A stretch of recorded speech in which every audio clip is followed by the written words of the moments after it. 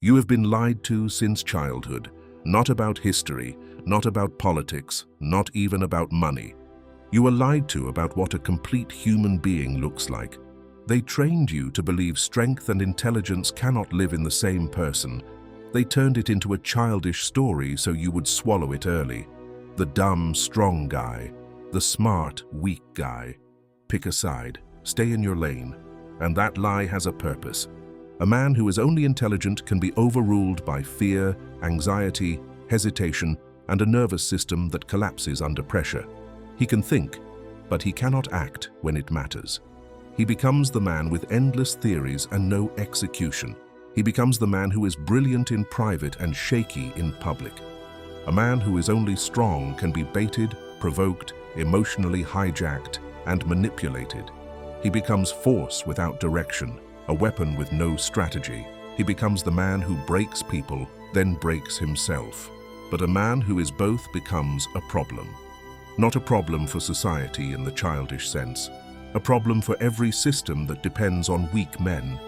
A problem for every environment that survives by making people addicted to comfort. A problem for every workplace that quietly rewards obedience and punishes inner independence.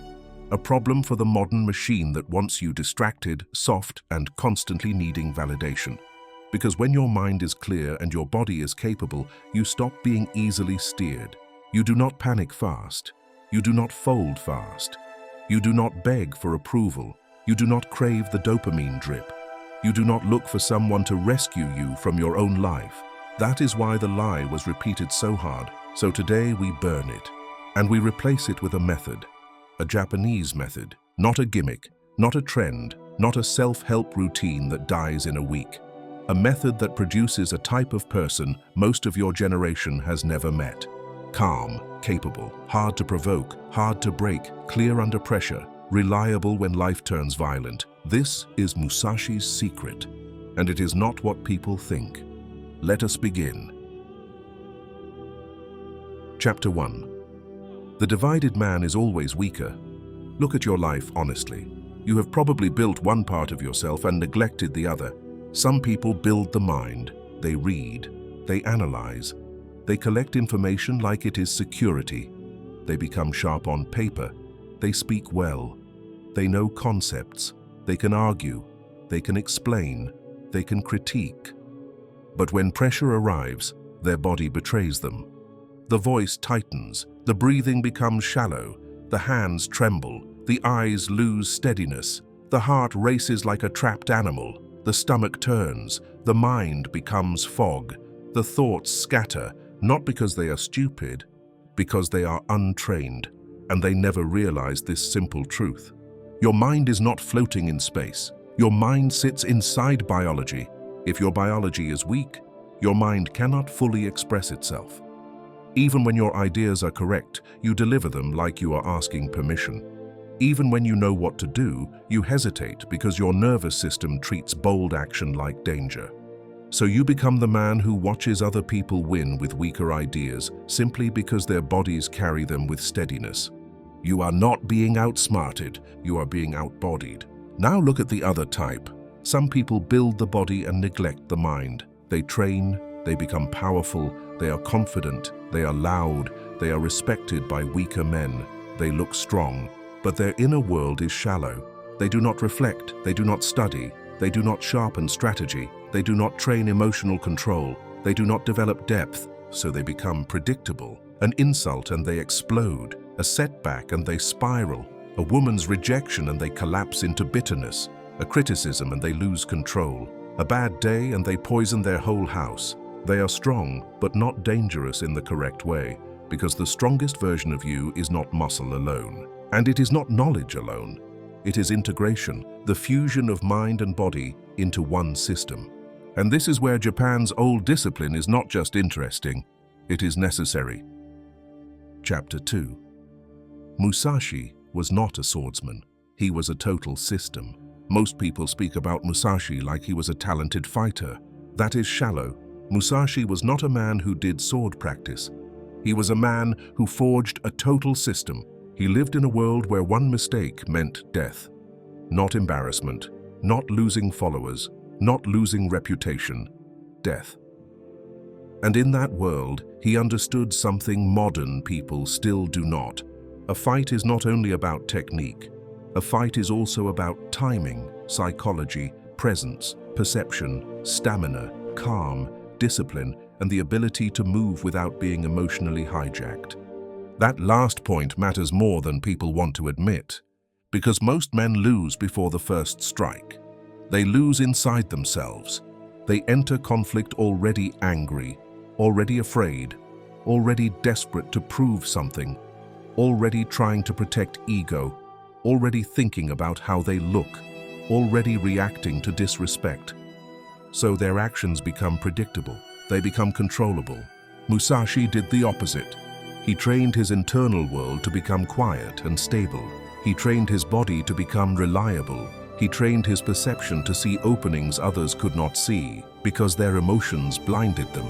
And he did something even more humiliating for modern egos. He treated everything as training. How he woke up, how he walked, how he spoke, how he sat, how he ate, how he endured boredom, how he endured cold, how he endured insult, how he endured loneliness. Everything fed the same furnace. So when the duel arrived, he was not entering chaos for the first time. He had already been living inside discipline for years. That is why he could do what other men could not do. He was not brave in the moment. He was trained before the moment. This is the secret. The strongest version of yourself is not built in one heroic decision.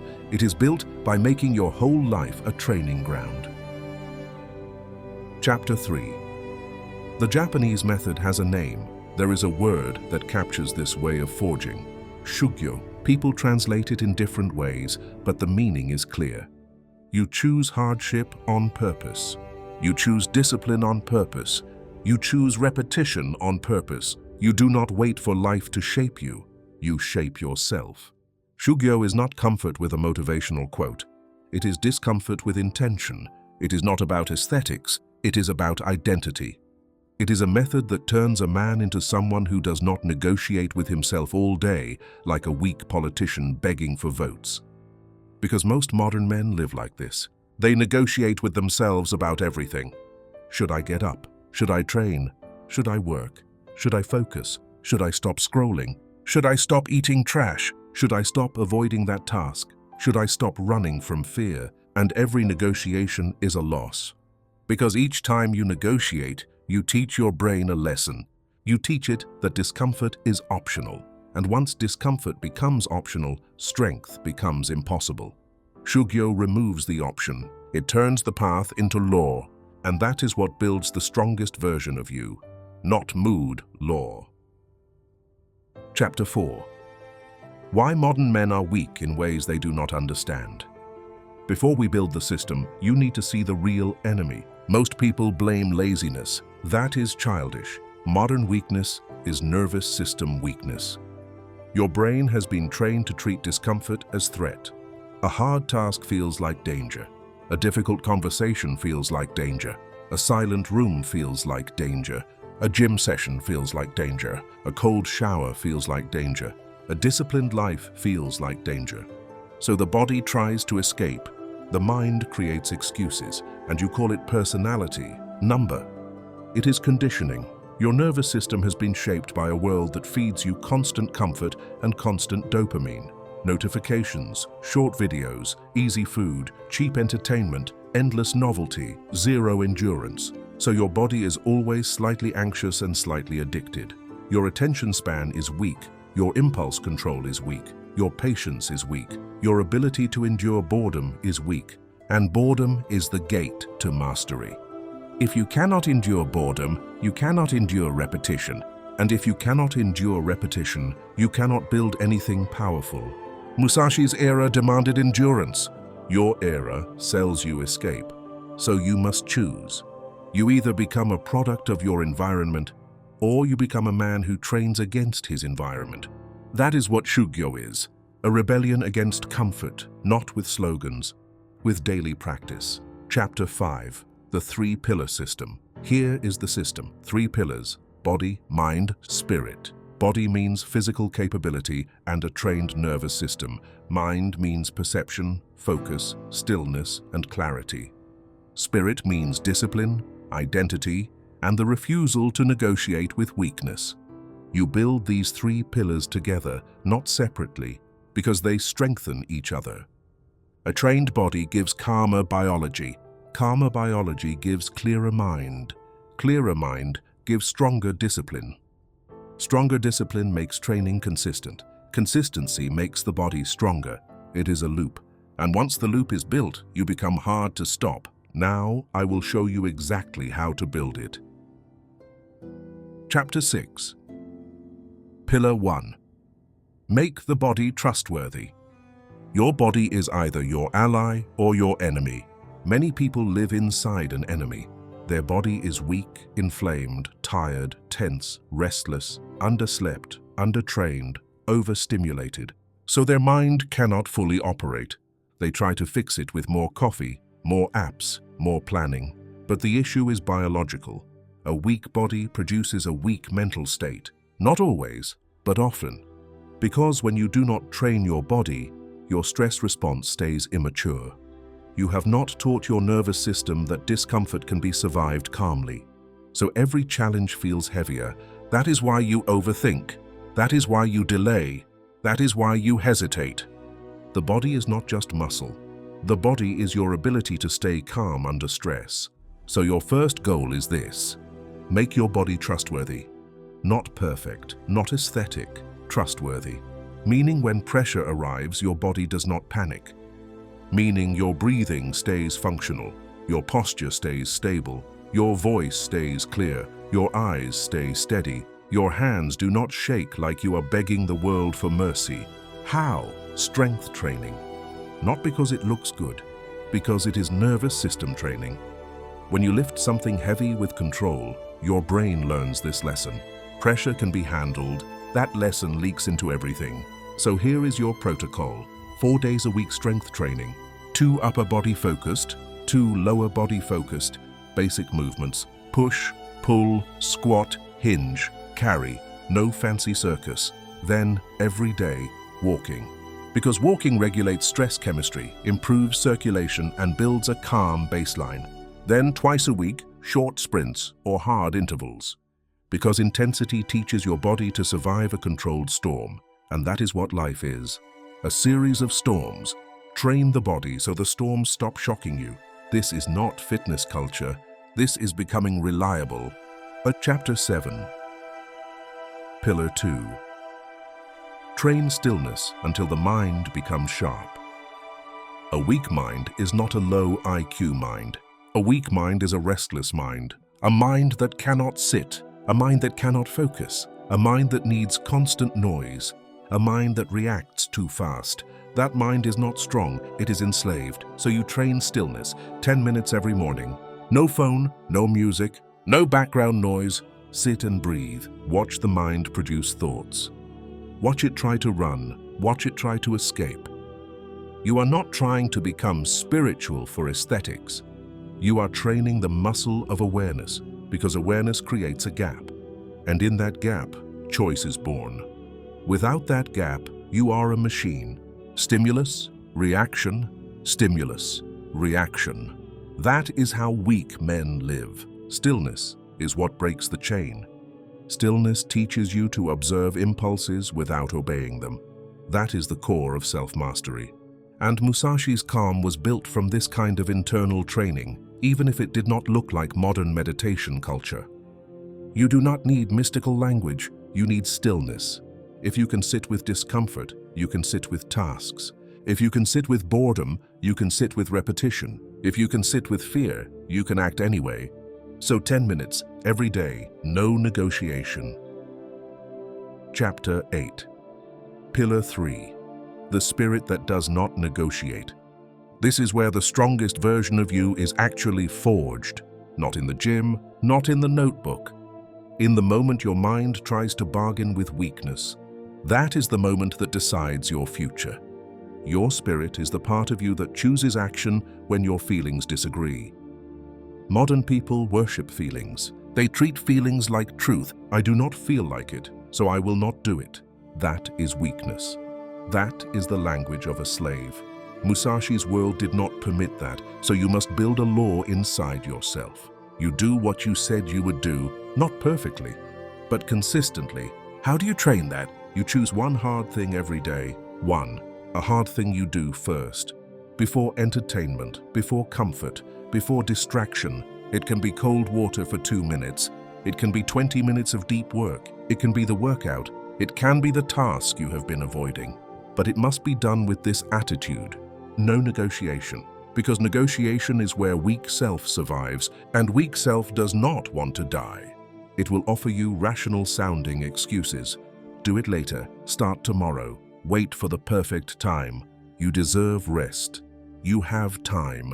This is not intelligence. This is self-sabotage wearing a suit. So you train the spirit by killing the conversation. Action first, then comfort. That sequence alone reshapes identity. Because identity is built by what you repeatedly do, not what you repeatedly think. Chapter 9. The Musashi Day. Now I will give you a daily structure, not as a prison, as a forge. Morning, wake, no snooze, cold water 2 minutes, stillness 10 minutes, training session or a walk if it is not training day. Then one primary mission for the day. One hard task, one thing that moves your life forward. Do it early because the day gets noisy. Later, study, not endless consuming. Intentional study. Read something that sharpens you. Strategy, history, psychology, skill development. Then evening, reflect briefly. What did you do? Where did you negotiate? Where did you obey weakness? Where did you act like a man? Write it simply. Then sleep, because sleep is not laziness. Sleep is maintenance. A disciplined man respects recovery. And here is the key. Do not try to perfect it. Do not try to become a machine overnight. Start with the foundation, then add layers. Shugyo is not an event. Shugyo is a path. Chapter 10. The real transformation people do not talk about. When you do this for weeks, something happens. The body becomes calmer. Your baseline anxiety drops. Your posture improves. Your breathing becomes deeper without effort. The mind becomes clearer. You stop living inside constant noise. You become harder to distract. You become more decisive. And then the spirit changes. This is the part that makes people look at you differently. You stop negotiating. You do not talk about what you will do. You do it. And because you do it, your self-trust grows.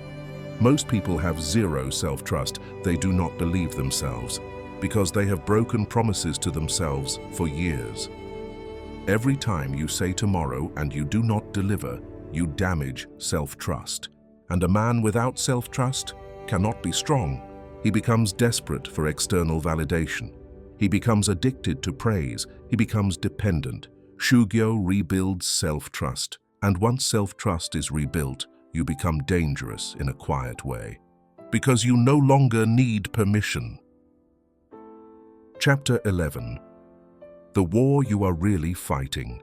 You think you are fighting the world. You think you are fighting competition. You think you are fighting bad luck. But the real fight is your weak self.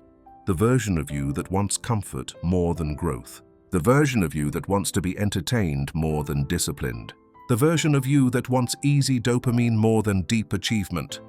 That version will try to keep you soft. And it does not need to defeat you in one day. It only needs to win small battles, snooze, skip training, scroll, avoid the task, eat trash, waste the evening. Small losses. Repeat it long enough, they become identity. And identity becomes destiny. So the strongest version of you is created by winning small battles consistently. Not by one dramatic moment, not by one speech, by daily law. This is why Musashi's secret matters. He did not rely on motivation. He relied on training. Training creates reliability. Reliability creates power. Chapter 12. The closing truth. Now listen carefully. The strongest version of you is not someone who feels strong. It is someone who is reliable under pressure. A man who can be tired and still train. A man who can be anxious and still speak. A man who can be afraid and still act. A man who can be tempted and still refuse. A man who can be insulted and still remain calm. A man who can lose and still stand. That is strength, not performance, not ego, not aesthetics. Strength. And the Japanese method builds it through integration, body trained, mind sharpened, spirit disciplined. One system, one weapon, one man. So here is your assignment, and it is not dramatic. Start today with 3 actions. Walk 30 minutes. Sit in stillness 10 minutes. Do one hard thing first. Then tomorrow repeat. Do not chase perfection, chase the path. And if you stay on it long enough, you will wake up one day and realize the person who used to negotiate with weakness is gone. Not because you killed him with aggression, because you starved him with consistency. If you want more training like this, subscribe. Not for entertainment, for discipline. Now go build the version of yourself that cannot be controlled. The complete man. The calm man. The man Musashi would respect.